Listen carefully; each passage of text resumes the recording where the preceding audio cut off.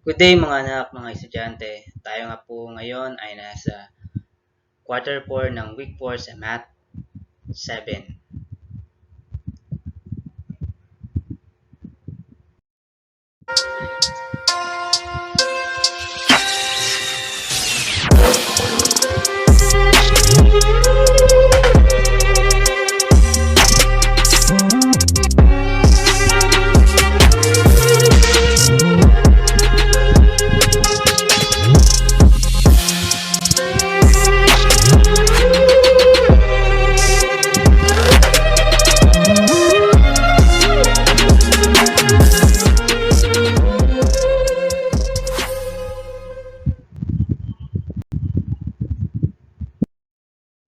At para sa araw na ito, ang talakayan natin is all about the measures of central tendency of group data.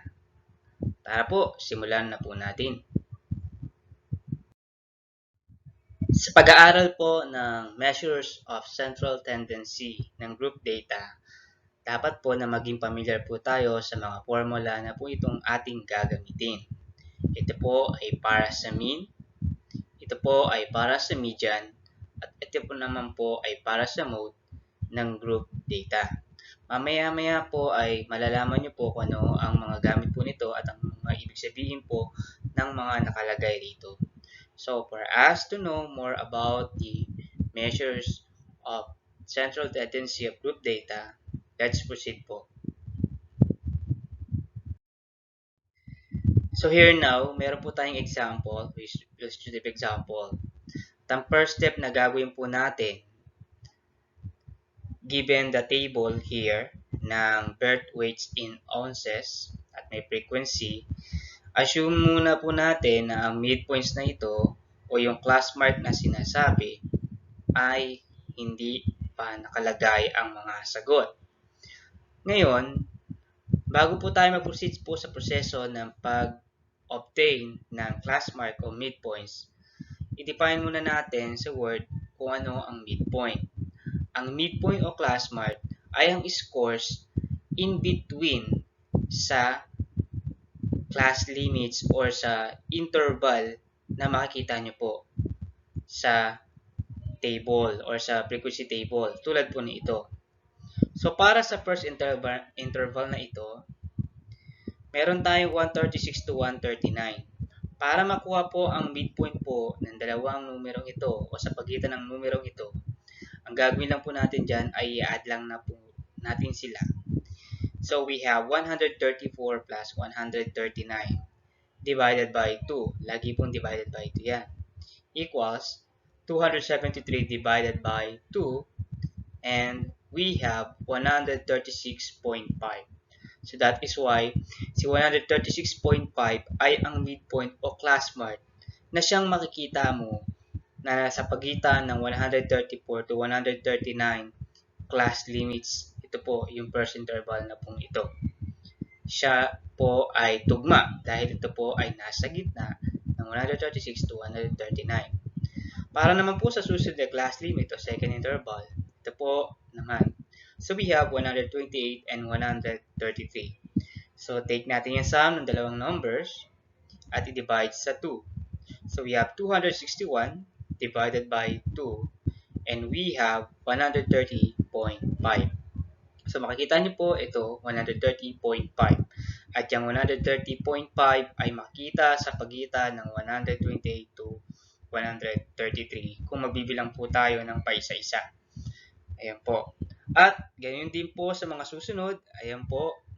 Para po makuha iyang mga numero na po ito, the same process lang po ang gagawin. 122 plus 127 divided by 2. The same concepts down here. Ayan po. And so on and so forth po. So, try nyo po at makikita nyo po na ito po talagang mga sumusunod na ito ay ang midpoint or class mark ng ating class limits. Ito pong mga interval na sumusunod na iyan. So, tapos na po tayo sa first step sa paghahanap ng midpoint. Ngayon naman, dako po tayo. Let's proceed. Gamitin ulit po natin yung table kanina sa previous slides. Ngayon naman, we're going to find the product of frequency and the midpoint. Ayun po. So, ganito lamang po iyan. Product, meaning tayo ay mag-multiply. So, we have here, since yung frequency given na at yung midpoint ay nagawa na rin po natin doon sa previous slides. So, we're going to multiply 10 and 136.5. Ayan po. So, 136.5 times 10 equals 1,365. Tulad po na nakita ninyo. So, para po sa second interval, ganun din po ang gagawin natin. 130.5 times 9 is 1,174.5. Ayan po. Once you compute it with your calculator po, yan po yung lalabas. And for us, or for you to obtain this product, i-continue lang po natin yung proseso at ayan po ang magiging kasagutan yung mga sumusunod na numero. From the way up here down to here po. So, yun po yun. So on and so forth po yung proseso. Gamitin lang natin yung proseso kanina o yung konsepto na ginamit po natin sa first and second interval. Ayan po. Ngayon naman meron ditong notes. Paano naman po ito? Itong summation of f of x. Yung summation of f of x from the word itself, sum, ay ito po iyan. Mula doon sa taas hanggang dito sa baba o sa bottom part from 1,365 to 80.5, iti-take lang po natin yung sum niyan. Pag-addin lang po natin lahat ng values na nandyan, yung products na yan. At yan po ay magiging katumbas ng 5,895. So that is why yan po ay ang summation of the product ng frequency and midpoint, or summation of f of x para mas mabilis. And take note, kung hindi po nababanggit kanina, itong n na pong ito ay yung bilang po ng ating respondents or frequencies. Ayan po. Pag tinake po natin yung sum niyan, tulad na nabanggit ko sa mga previous discussion po natin, yan po yung total numbers ng ating pinag-uusapan. Ayan po. So, that is n. Reason why kung bakit natin kinuha po yan, dahil mahalaga po yan sa ating gagawin sa next slides. Ayan po. So, right after getting the midpoint, ayan po, dahil yan, nakuha na po natin, ang next naman po nating hahanapin ay the cumulative frequency. Ayan. Cumulative frequency. May dalawang uri po ng cumulative frequency. The first one is the greater than cumulative frequency at yung pangalawa ay yung less than cumulative frequency. Ang ating gagamitin ay yung less than cumulative frequency dahil ito po ay ang gamit na gamit. Ano po ba ang cumulative frequency? Ang cumulative frequency ay ang sum ng mga frequencies side by side po, tulad po na nakikita po ninyo. Masasabi po natin na tayo ay nasa less than cumulative frequency kung ang arrangement ng ating values ay mula sa mababa, mula sa mataas pababa, tulad po na nakita niyo po ito. Ayan po, ito mataas to. Yan, mataas po yan. Ito, mababa po. No? Ayan. Okay. Less than cumulative frequency po ang ating gagawin. Ngayon, tingin ka po doon sa scores ng mababa. 86 po, 86 to 91. So, dahil less than cumulative frequency po ang ating gagawin, dito ka po magpo-focus. Itong 1 na ito, kukopyahin mo lang po sa baba. Yan, kinopya lang po yan. Kami arrow po. So, next naman ang gagawin mo, itong 1 na ito, ay i-add mo dito kay 5. Kaya, 1 plus 5 is 6. Ayan po. Nakita nyo na po ang pattern. Ito namang 6 na ito ay i-add mo kay 9. So, 6 plus 9 is 15. Ayan po iyon. And then, pareho pa rin po ng konsepto at ng proseso. 15 plus 2 is 17. Tulad po na nakita nyo po dito sa side. Ayan po, tulad po na nakita niyo po, ito po iyon. Ito po yung proseso. Ayan. Ito po siya. At ganoon lang din po.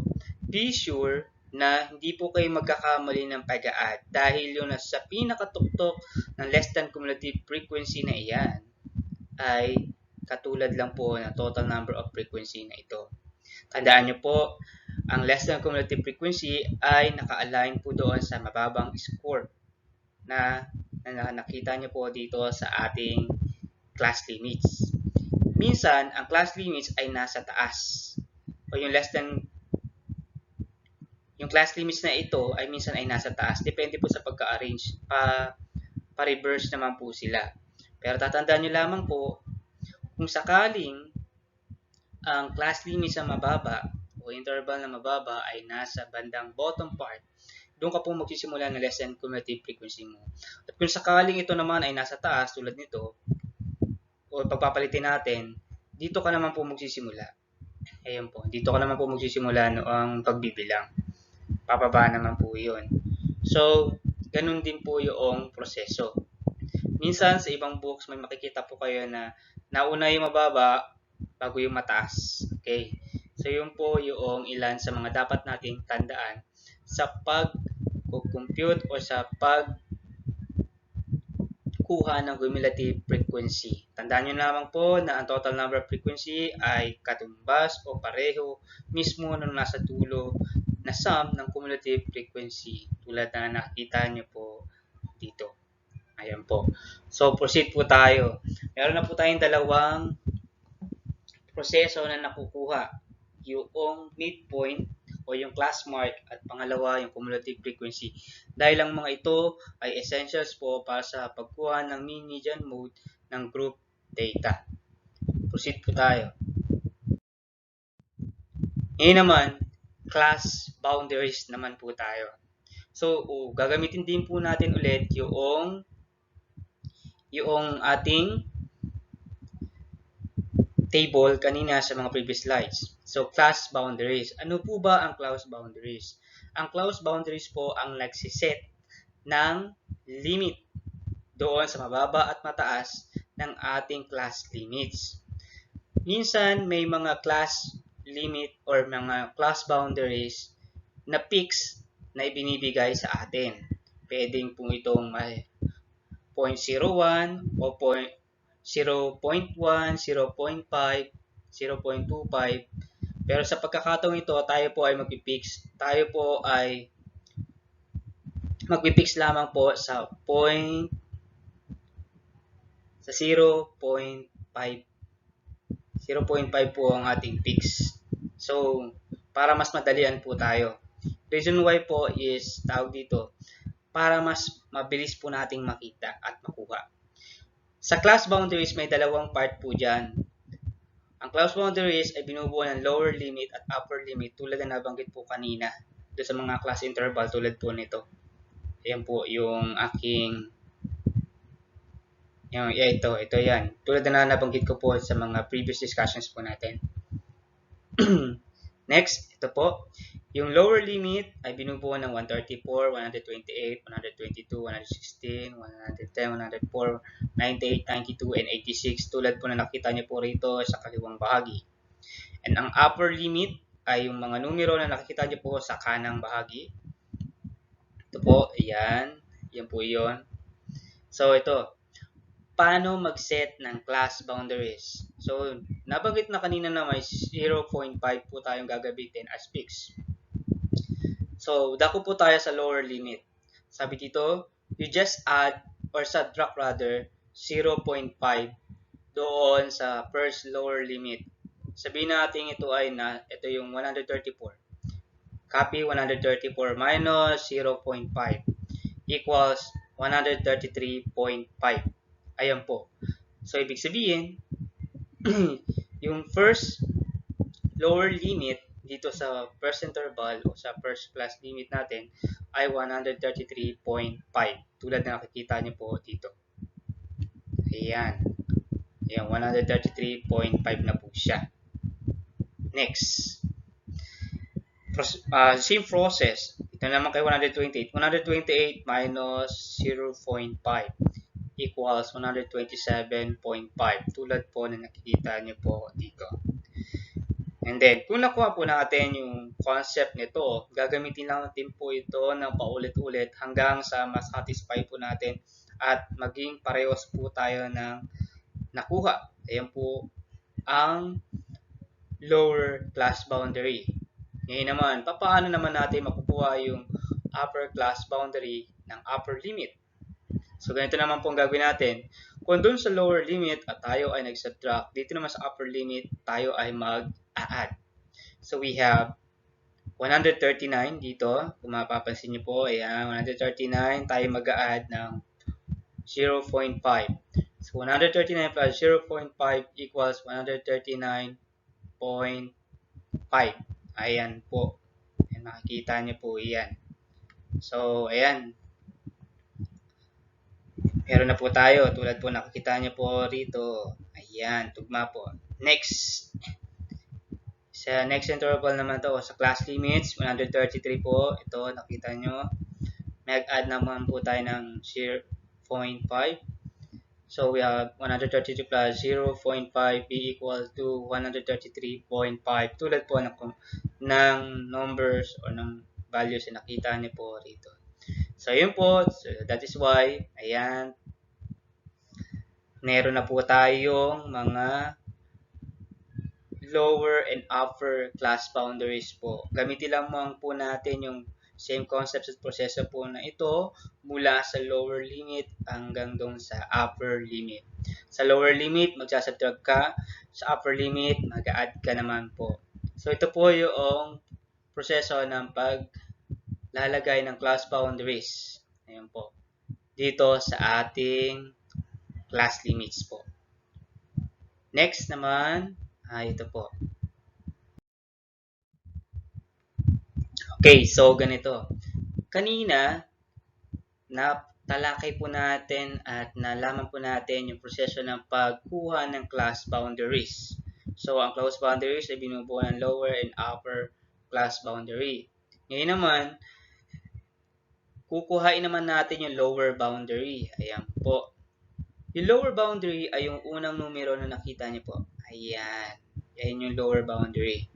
So, ang gawin lang natin, kukopyahin lang po natin sila. Ayan po. Tulad na nakikita niyo po rito. Tinanggal lang natin yung upper boundary.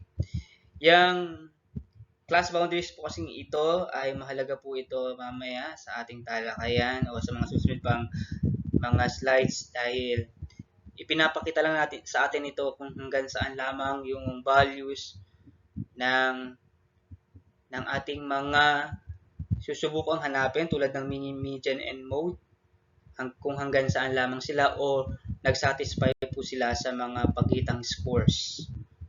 So, proceed po tayo. Ito na. Since na-satisfy po natin yung paghahanap ng median, ng midpoint, ng class boundaries, ayun po, and then the cumulative frequency o the less than cumulative frequency, dadako na po tayo dun sa pinaka-proseso, ayun po, ng paghahanap ng mean. Kanina po, hinanap muna po natin yung mga bubuo doon sa pinaka-table po natin, aside doon sa frequency distributions po, tulad po na nakita nyo po, buo na po ito. Meron lamang po tayo ditong papalitan dahil medyo mahaba po yung table kaya medyo in-skip po natin yung ilan. So, ito, dako po tayo dito. Mean.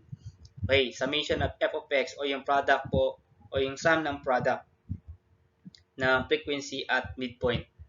So, yung n natin ay 50. Usually, capital N po ito pero small n po ito dito. So, since summation of f of x is 5,895 and n is 50, pag-divide po natin sila and we have 117.90. Yan po yung median. Rather, that's the mean. Yung ating average. Ayan po. So, next naman po.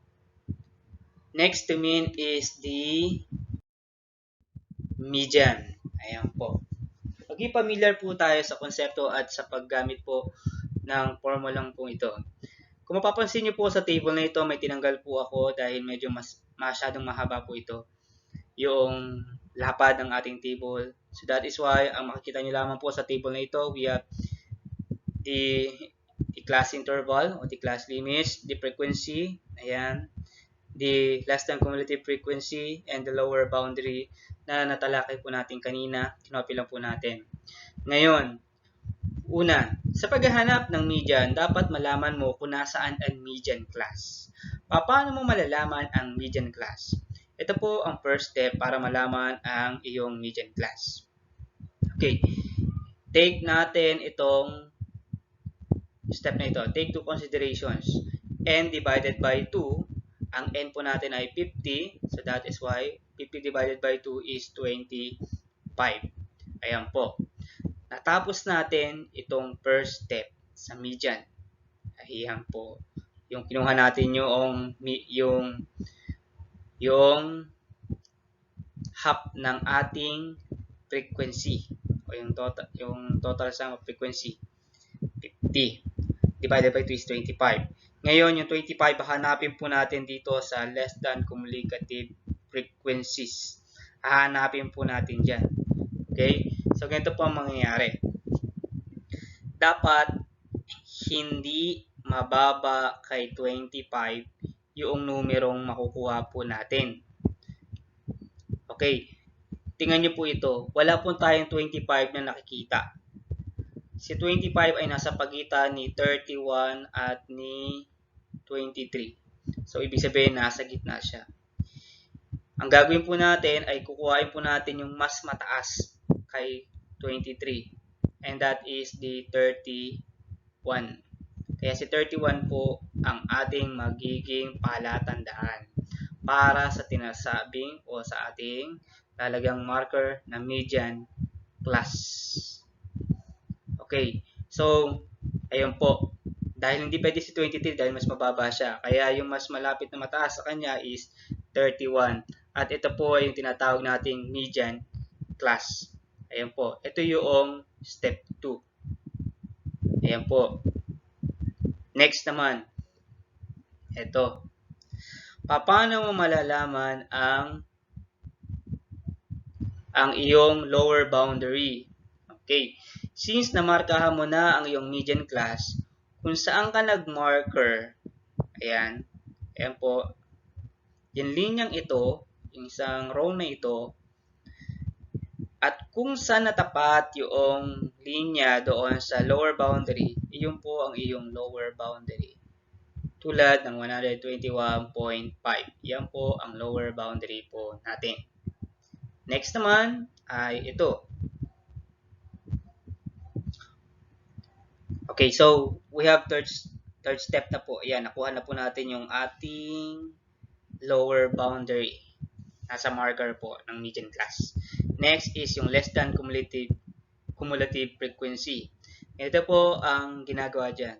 Kung nasan po ang median class, focus ka lang po dito sa less than cumulative frequency at kukuhain mo yung nasa mababa sa kanya o mas mababa sa kanya. And that is 23. Ito ang iyong less than cumulative frequency. Ayan po. Mas mababa po sa kanya. Kaya nga less than. Ayan po. So that is step number 4. Yes. Next naman. Ngayon naman yung frequency ng median class. Itong F sub M, ang tawag po dito, yung nakikita niyo po sa denominator, ay yung tinatawag na frequency of median class. Ang frequency of median class ay yung nasa tapat na linya ng ating median class. At kung makita mo sa frequency, ito ay ang 8. At ito po ang step number 5. Ayan po. Ngayon naman, ang next naman natin hahanapin ay yung I. Minsan, ang I o yung class interval limits ay given na, pero minsan hindi. Ngayon, paano natin malalaman kung ano ang bilang ng ating I? So, ganito po. Focus po tayo dito sa lower limit. Ayan. So, ilan yung distansya o interval po ng 134 at 128? So, given na ho yan, copy lang natin. We have we're going to take the difference of 134 and 128, and that is 6. At itong 6 na pong ito ay ang ating pang 6 step.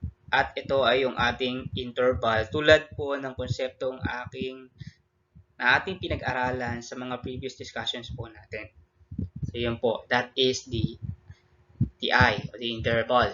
Ngayon naman, since nakuha na po natin ang mga prerequisite na mga values para makuha po ang ating median class, ito na po ang ating gagawin.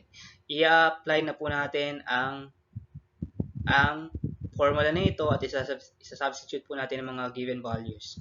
So, papalitan natin si lower boundary ng 121.5 plus yung n divided by 2, yung half ng ating bound ng ating frequency ay 25, copy lang, minus 23, yung ating less than cumulative frequency, divided by 8, yung ating frequency ng median class, and tulad po na nakita niyo po sa linya, and then times 6, yung ating interval na 6, na nakita niyo po dito, inakuha nating difference. So, isasolve po natin siya step by step. Unahin muna na sa parenthesis. 25 minus 23 is 2 all over 8 times 6. Ayan po. And together with the sum of 121.5, yung product po nila. Ayan. So, kung convert mo siya sa fraction, 0.25 times 6. And then, ito, kasama yung sum together niyan. So, simplify natin yung 0.25 times 6, that is 1.5. And then copy lang si 121.5. And then, when we take the sum of 121.5 plus 1.5, siya po ay 123. Tanong, paano natin malalaman na ang ating sagot sa median ay nasa median class at tama? So, tingnan po natin. Ang ating median ay 123 at ito po ang ating median class line. Nakita niyo po? 123 ang ating nasolve. Yung 123 ay nasa pagitan ni 122 to 127. So, ibig sabihin, yung ating nasolve na 123 as median ay ang pinakasaktong sagot dahil si 123 ay makikita mo sa pagitan ni 122 at ni 127. At kung bibilangin mo ito ng paisa-isa, meron tayong 122, 123, 124, 125, 126, 127. At si 123 ay nasa loob at nasa pagitan ni 122 at 127. So that is why yung ating prosesong ginawa sa paghanap ng median class ay sakto at tama. Next po, right after natin makuha ang mean at median, ngayon naman po ay ang mode. So, ganito pa rin po, gagamitin pa rin po natin yung details ng table na ating ginamit kanina sa mga previous slides. So, ganito. Okay. The question is, paano natin malalaman yung modal class? From the word itself, mode. Sinabi sa mga previous discussion natin na ang definition ng mode is the most frequent score. Okay? So, ngayon naman, apply po natin yung definitions nun.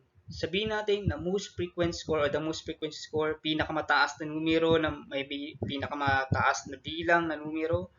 Pwede po yung pinakamaraming beses na nag-appear. Ayun po, yun po yung mga para na definitions ng mode. So that is why, para malaman mo yun, na ikaw ay tumugma, tingnan mo po yung frequency. Dito, tingin ka rito sa frequency. At mapapansin mo, ang pinakamataas na bilang sa frequency ay nasa 10. Yan po. 10 po yung pinakamataas na bilang ng frequency. So that is why, ang modal class mo ay nandito sa part na ito. Ayan. Nandito po sa part na ito ang middle class mo, ang modal class. Ayan. Kaya po nilagyan ko ng marker dahil mahalaga po yan para hindi po kayo malito sa mga susunod. Okay, so ito po tayo. Okay, yung formula na pong nandito, ito, ang tawag po dito ay ang lower boundary ng modal class, yung x sa MD.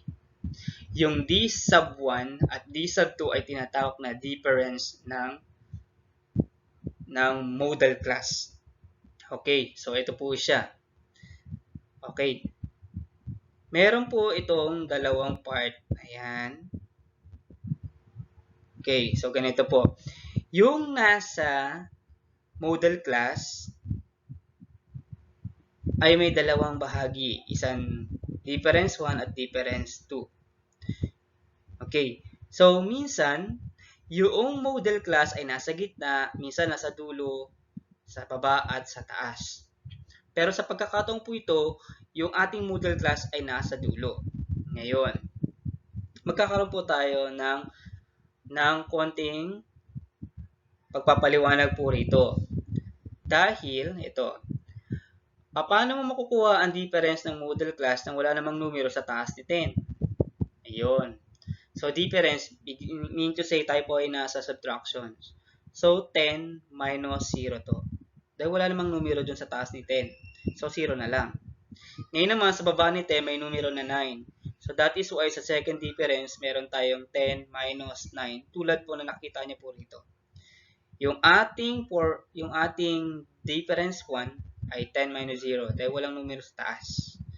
Ngayon naman, yung ating difference 2 ay 10 minus 9. Dahil may numero si 10 sa baba, and that is 9. Inuulit ko po, ang modal class minsan nasa gitna, minsan nasa dulo, sa taas, at minsan nasa baba po. Ayan po yun. Nagkataon lamang po na tayo po ay nasa bandang taas dahil sa frequency. Ayan po, sa pinakamataas na bilang ng scores o ng weight in ounces. Ayan po. So, since si I, interval, ay nakuha na po natin yan, alam na po natin yan. So, skip na po natin siya. Ganito na po ang ating gagawin. Yung lower boundary ng modal class ay 133.5. Tulad po na nakita niyo po rito at sa marker. Copy lang po natin siya, papalitan. We're going to act on the formula of the mode or the group data.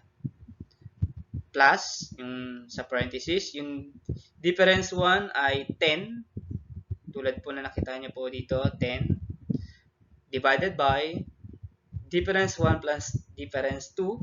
So, ayun po. Yung difference 1 natin ay 10 at yung difference 2 ay ayun po, 1. So, ito na po tayo. Copyin lang po natin yung nasa taas at yung simplified yung nasa parenthesis 10 over 11. Ngayon, 10 divided by 11 is 0.96. Copyin lang po natin 133.5 plus nung simplification ng 10 divided by 11 times 6. I-simplify po natin si 0.91 times 6 and that is 5.46 plus po nitong 133.5. At pag tinake po natin yung sum ng dalawang numbers na ito, the 133.5 plus 5.46, yan po ay 138.96. At yan ang ating mode. Tanong, paano natin malalaman na ang ating mode na na-compute ay pasok at sakto? So, dadako pa rin po tayo doon sa interval ng ating modal class. Doon, ayan po. Sa class limit ng ating modal class. Diretso lang po yan. So, kung ito ang modal class, diretso lang po yan. Tingnan niyo po. Sa first class limit, so sa interval ng 134 to 139, makikita po natin o matatagpuan natin si 138.96. So, kulang-kulang na lamang para mag 139. So, that is why si 138.96 ay pasok po sa class limits ng 134 to 139. At ito po ang isa sa mga reason kung bakit kinakailangan din po talaga natin ng class boundaries. Dahil kung nagsaktong 139 po ito, pasok pa rin po dahil meron po tayong 0.05 doon sa class boundaries po. So that is why po kaya pinag-aaralan po yun. And then, proceed po tayo sa ilan sa mga konsepto. Bago po pala yun, dapat matandaan niyo po at maging pamilyar po kayo sa mga prosesong ito. Huwag po kayo magmamadali. Dahil isang beses ka lang magkamali rito, mamamali ka na po. Ang misconceptions po nito is magkaiba po ang median at ang model class. Ang median ay yung nasa palagitnaang scores ng group data at yung model o yung mode ay yung classly minsan may mataas na frequency po. Yun po yung palatandaan niyo po palagi doon. Thank you for listening, everyone. Please do like, share, and subscribe to our YouTube channel, Sarah Echo Share, and click the notification bell. Please do comment for some tutorials and feedback. Be Matsaya with that. God bless everyone.